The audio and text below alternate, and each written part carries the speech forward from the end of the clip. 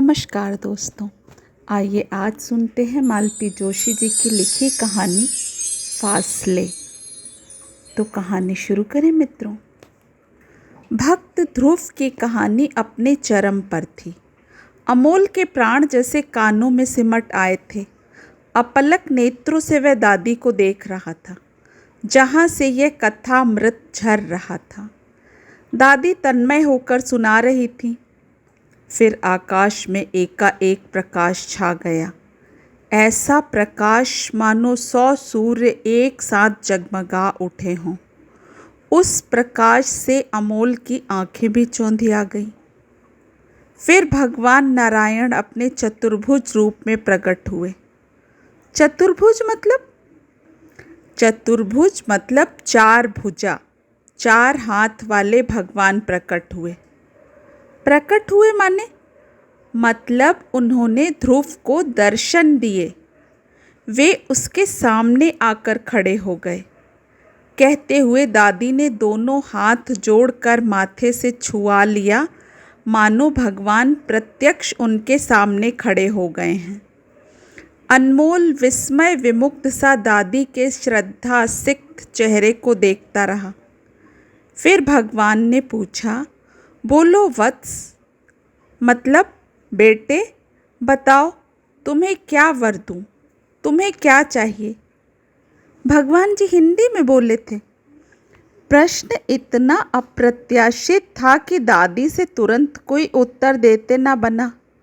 फिर बात को घुमाकर बोली, बेटे भगवान जी तो मन की भाषा जानते हैं। तुम जिस भाषा में बात करो समझ जाते हैं। अंग्रेजी जानते हैं? अमोल ने सशंकित स्वर में पूछा, क्योंकि उसे हिंदी तो ठीक से आती नहीं है। अगर कभी भगवान जी से सामना हो गया तो बात कैसे करेगा। अभी इस समस्या का समाधान बाकी ही था कि बाहर से आवाज़ आई, honey it is 9:30 darling. Amol दादी की गोद में दुबक गया, पर इससे क्या फ़र्क पड़ना था। मम्मी आंधी की तरह कमरे में दाखिल हो गई थी। हनी से गुड नाइट टू दादी। पहले स्टोरी तो कंप्लीट होने दो। कल संडे है ना, मॉर्निंग में सुन लेना। दिन में कहानी सुनाने से मामा रास्ता भूल जाते हैं। स्टूपिड, ये ऊटपटांग बातें कौन सिखाता है तुम्हें। दादी की सांस पल भर जैसे थम सी गई, पर पोता समझदार था। उसने झट से ये इल्ज़ाम पिंटू की दादी के सिर मढ़ दिया। दादी का जिक्र तक नहीं किया। उन्होंने राहत की सांस ली और गदगद स्वर में बोली, कल छुट्टी तो है ना बहू, फिर सोने की इतनी जल्दी क्या है, आधा पौना घंटा और सही। अरे नहीं अम्मा जी, सारा रूटीन बिगड़ जाता है, और एक बार छूट मिल गई ना तो ये हजरत हर सैटरडे को ज़िद करेंगे। कम ऑन हनी, से गुड नाइट। बेचारा अमोल मम्मी के साथ घिसटता हुआ चला गया और वे असहाय भाव से उसे देखती रहीं। जानती थी इस मामले में बहू के सामने कोई दलील नहीं चल सकती। वे यह भी जानती थी कि बच्चे को ले जाकर कमरे में सुला दिया जाता है और दोनों हॉल में बैठकर देर रात तक सिनेमा देखते रहते हैं। बेचारा बच्चा कमरे में अकेले करवटें बदलता रहता है। आज तो उसे और भी नींद नहीं आएगी। अधूरी कहानी सुनकर कोई सो सकता है भला। लेटे लेटे उल्टी सीधी कल्पनाएं करता होगा। उसका दिमाग भी तो इतना तेज है। अभी कैसे पूछ रहा था, भगवान जी कौन सी भाषा बोलते हैं। उन्हें तो कभी इस बात का ख्याल भी नहीं आया। बिस्तर पर लेटे लेटे उनके मन में भी ध्रुव का अधूरा आख्यान ही घूमता रहा। ध्रुव की जगह उन्हें अमोल ही नज़र आता रहा। बेचारा नन्हा सा बच्चा भूखा प्यासा जंगल में भटक रहा है। उन्हें पता भी नहीं चला और उनकी आंखें झरझर बरसने लगीं। बड़ी देर के बाद उन्हें इस बात का भान हुआ। तब उन्हें याद आया कि अभी अभी जो बाल रूप उन्होंने कल्पना में देखा था, वह अमोल का नहीं था, वह केशव था, उनका बेटा। स्कूल के एक नाटक में वह प्रहलाद बना था। उस दिन भी नाटक देखते देखते वे रो पड़ी थी।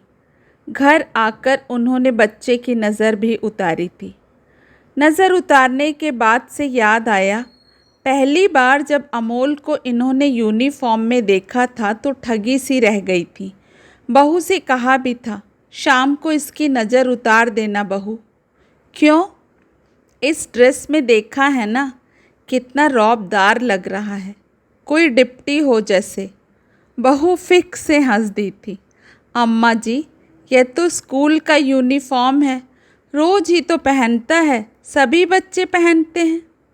पहनते होंगे, पर अपना बच्चा तो अपना ही होता है ना, उसे औरों की जमात में खड़ा थोड़े ही किया जाता है। पर बहू से उलझना बेकार था। उन्होंने मन ही मन भगवान जी को गुहारा था, भोलेनाथ जी, बच्चे का ख्याल रखना, कहीं मेरी नज़र न लग जाए मुई। हमारे बच्चे तो गांव की पाठशाला में पढ़े हैं, वहाँ ना तो ऐसी ड्रेसें थीं ना ऐसे जूते, इतना भारी भरकम बस्ता भी नहीं होता था वहाँ। पलक झपकने हुई को थी कि बाहर से आवाज़ आई, अरे तुम सोए नहीं अब तक? मम्मी, डर लग रहा है। डर तो लगेगा ही, दिन रात उलूल जुलूल कहानियाँ सुनोगे तो और क्या होगा। तुम चलो ना प्लीज़। आ रही हूँ, 5 मिनट रुक जाओ ज़रा। चली क्यों नहीं जाती? 5 मिनट में ऐसा क्या देख लोगी तुम? बच्चा बेचारा नींद से बेहाल हो रहा है। तो तुम ही चले जाओ ना, यहाँ बैठे बैठे भाषण क्यों झाड़ रहे हो? तुम्ही ने इसे स्पॉइल किया है। देखना, नेक्स्ट ईयर मैं इसे हॉस्टल में ही डाल दूँगी, तब बुलाना बच्चू मम्मी को। इसके बाद शायद केशव बच्चे को लेकर कमरे में चला गया था, क्योंकि हॉल से अब सिर्फ पिक्चर की आवाज़ आ रही थी। उफ़, कैसी भयानक आवाज़ें थीं। बच्चा डरेगा नहीं तो और क्या होगा। पता नहीं ये क्या शौक़ पाल लिया है इन लोगों ने। दिन भर बैठकर दफ्तर में मगजमारी करेंगे, फिर आधी रात तक जाग कर सिनेमा देखेंगे। ना ये कहीं जाते हैं, ना इनके यहाँ कोई आता है। घर में आवाजाही हो तो थोड़ी रौनक बनी रहती है, यहाँ तो सन्नाटा सा खिंचा रहता है। ये मरा टीवी ना हो घर में तो आदमी की आवाज़ सुनने को तरस जाएं। बड़ी ललक से आई थी यहाँ। गांव में जी कुछ ऊबने सा लगा था। बड़ी भी जब तब सुनाती रहती, मेवा खाने के लिए तो सब जुट जाते हैं, बस सेवा करने को हम ही हम हैं।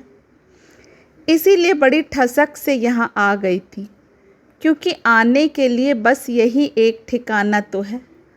बम्बई में मंझले के पास जाने का सवाल ही नहीं उठता। 1.5 कमरे का मकान है, उसी में सबका उठना बैठना सोना खाना होता है। उनसे तो यह बर्दाश्त नहीं होता, इसीलिए केशव के पास चली आई थी। पर यहाँ आते ही एक निचाट सूनेपन ने उन्हें घेर लिया। सुबह तो खैर सभी हड़बड़ी में होते हैं, किसी को बात करने तक की फुर्सत नहीं होती। 10 बजे तक पूरा घर खाली हो जाता है और वे बैठी महरी की राह देखती रहती हैं।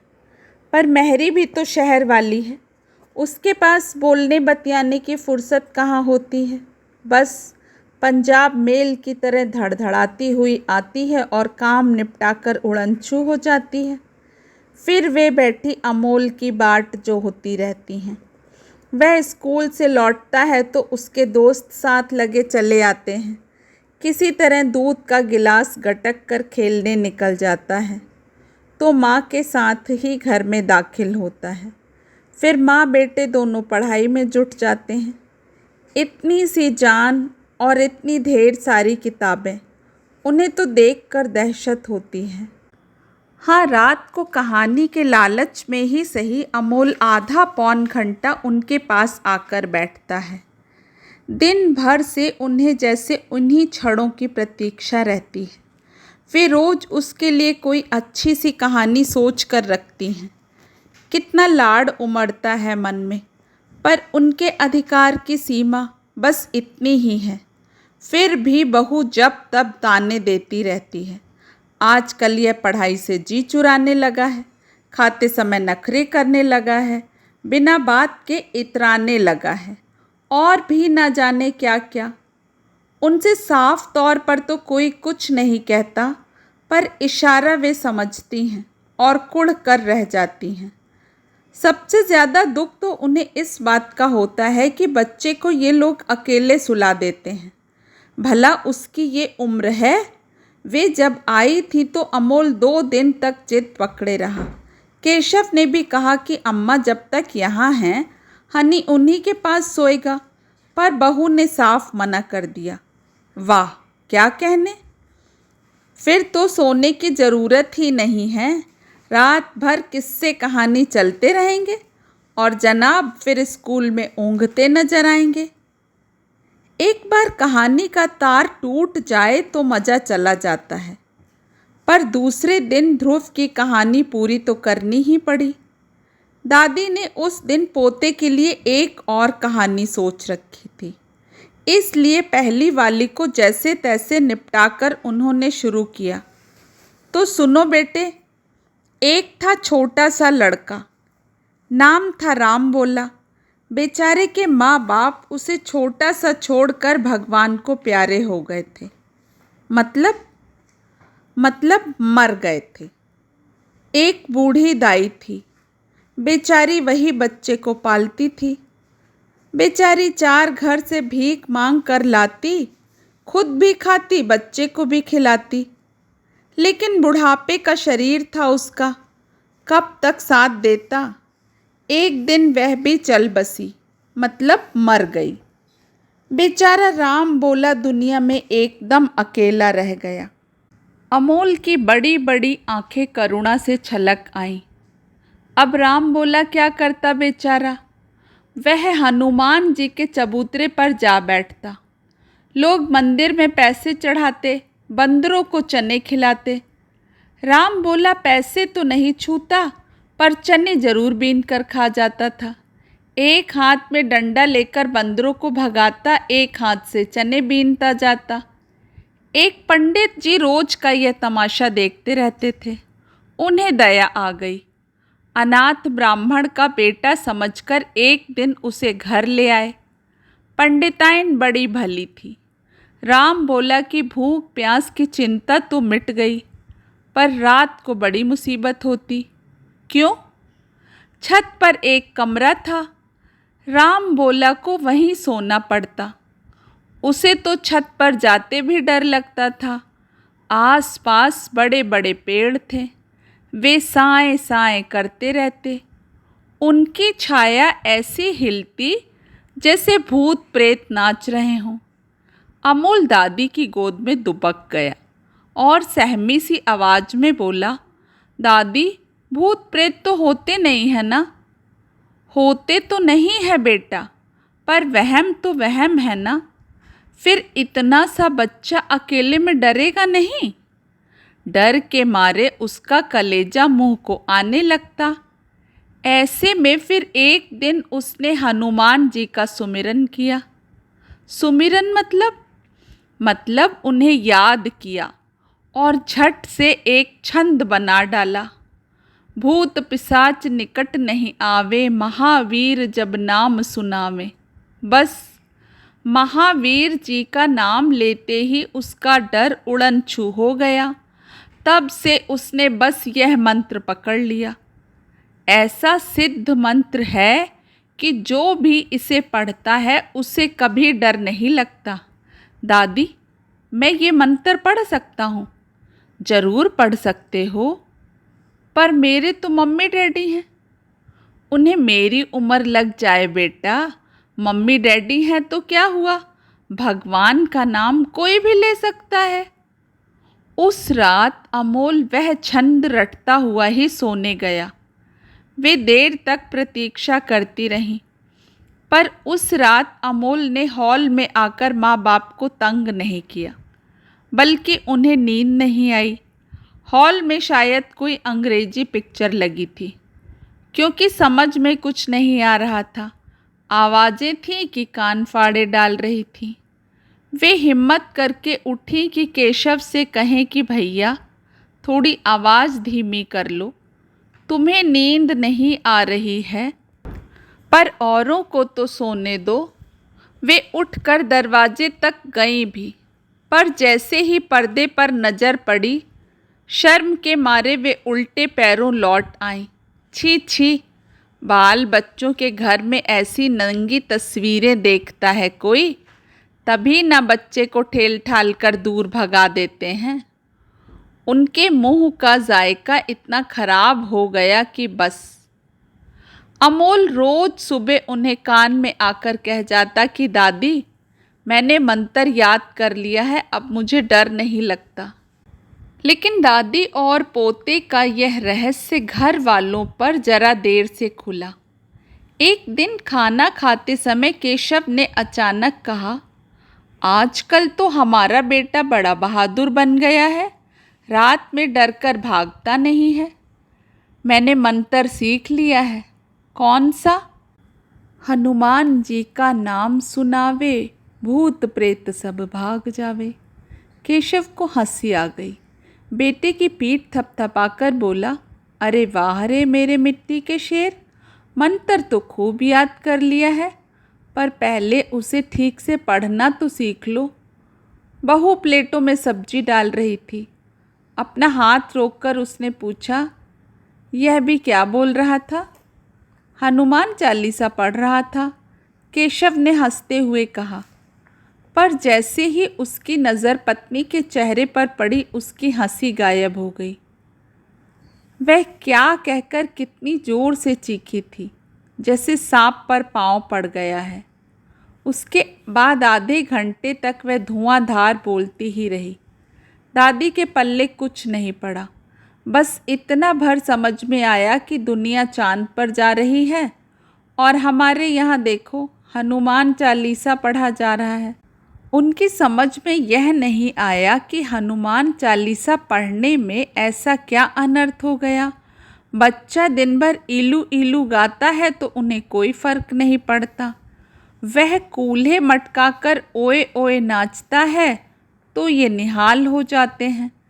पर बच्चे ने जरा सा भगवान का नाम ले दिया तो जैसे आसमान फट पड़ा। लेकिन एक बात वे ज़रूर समझ गईं कि अब उनके यहाँ के दिन पूरे हो गए हैं। बहू अब उन्हें यहाँ बर्दाश्त नहीं करेगी। वे रह भी गईं तो अमोल को उनके साए से बचाकर रखा जाएगा और यह उनसे सहन नहीं होगा। इसलिए खुद ही बोली, कनागतों से पहले मुझे घर पहुंचा दे बेटा। तेरी भाभी को तो कुछ मालूम नहीं है, मैं ना हुई तो पीतर प्यासे रह जाएंगे। दोस्तों, आशा करती हूँ कहानी फासले आपको पसंद आई होगी। अपना कीमती समय देने के लिए आप सभी का हार्दिक आभार। कल फिर मिलेंगे एक नई कहानी के साथ। आप सभी का समय शुभ हो। नमस्कार।